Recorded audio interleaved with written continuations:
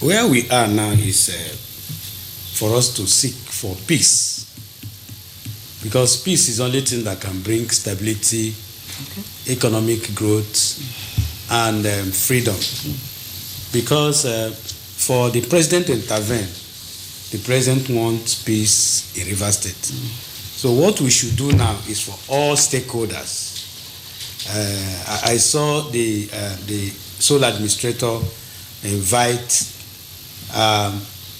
the traditional rulers, and I'm sure he will also invite other stakeholders, maybe the youth body, the clergy, and all the politicians who are also involved in this whole thing, for them to come and discuss the way forward.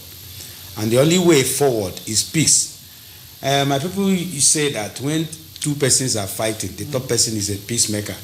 And I'm sure the sole administrator was brought for him to broker peace between the warring parties, that is the executive and the legislature. And I'm sure they should also embrace peace, because even when our master Christ was even, he said, "My peace I give unto you, that no man can give."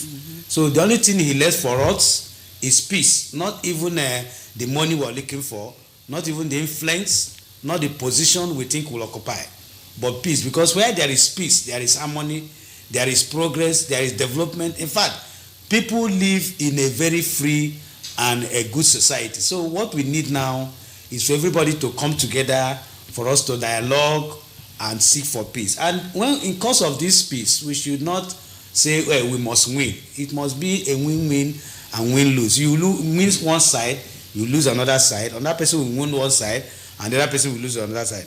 Because if you stretch your own point and say you're not going to give up, then it means we may not find the peace. So what we need now is peace, and it's peace that will drive development and economic growth as far as this River State is concerned.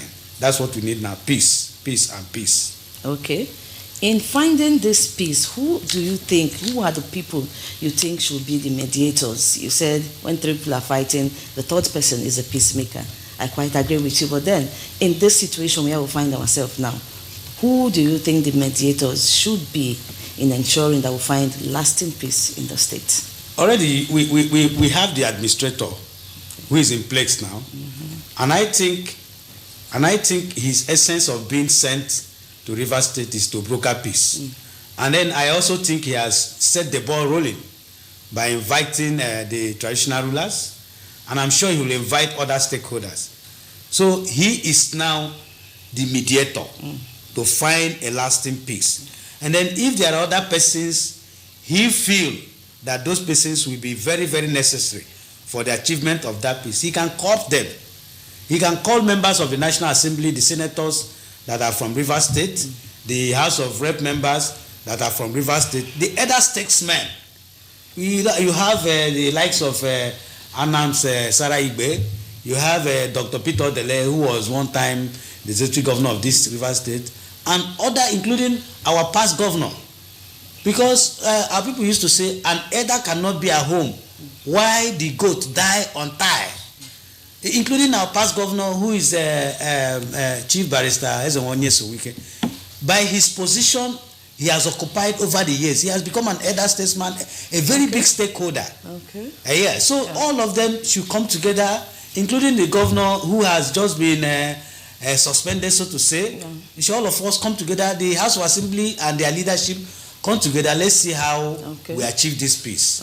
Yes. Apart from those people you have mentioned now, do you think the traditional rulers, the clergy, and other critical stakeholders have a role to play in ensuring peace? You quite agree with me that it's a collective effort. So do you think these other people, apart from these people you've mentioned, do you think the clergy, the traditional rulers you mentioned, and other people have a very vital role to play in ensuring peace? Yes, they have. Of course, you know, the traditional rulers, they are the custodians of the people's culture. And no culture permits you to go and start violent.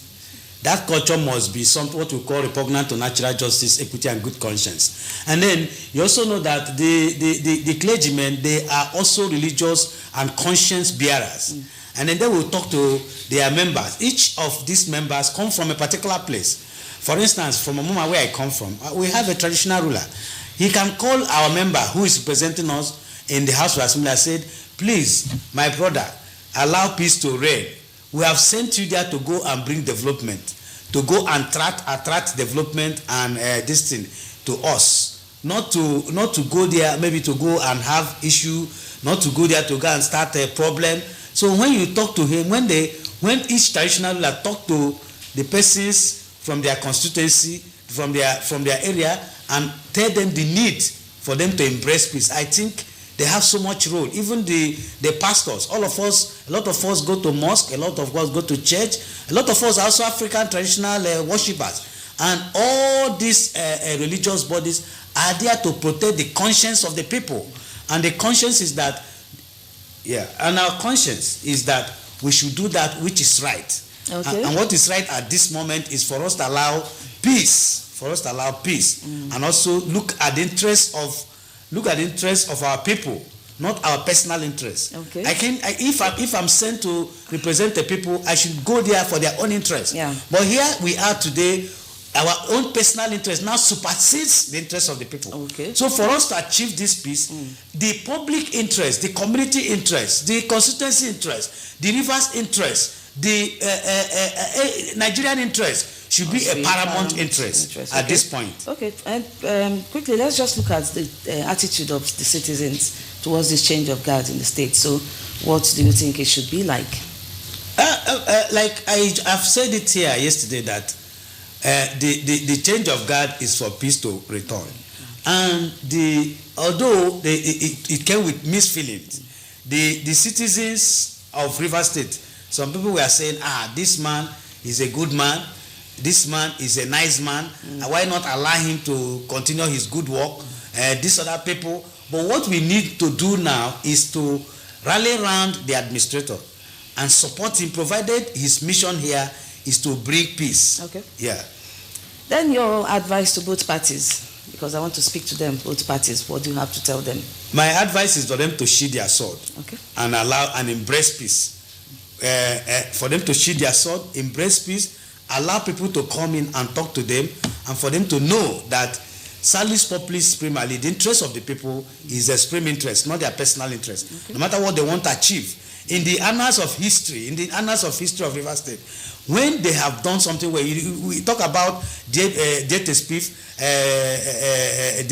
and Okilo and other leaders who have led a Rivers State, why do we talk about them? It's because they led to the interest of the people, not their own interest. I saw J.T. Spiff the other day. He was driving alone, and in fact there was a gathering I went to. He said, I drive alone in Port Harcourt. I didn't make enemy when I was in government. Yeah. It's because he had the people's interest at heart. And when you go to the secretariat, he said it was built by him. And then it's a monument for him. So when we are in these positions, we should not think about our immediate gain, because those immediate gains will pass away. But our this thing will not pass away. Thank you, Okwudiri Nwogu, for sharing your thoughts with us this morning. Thank you. Thank you very much.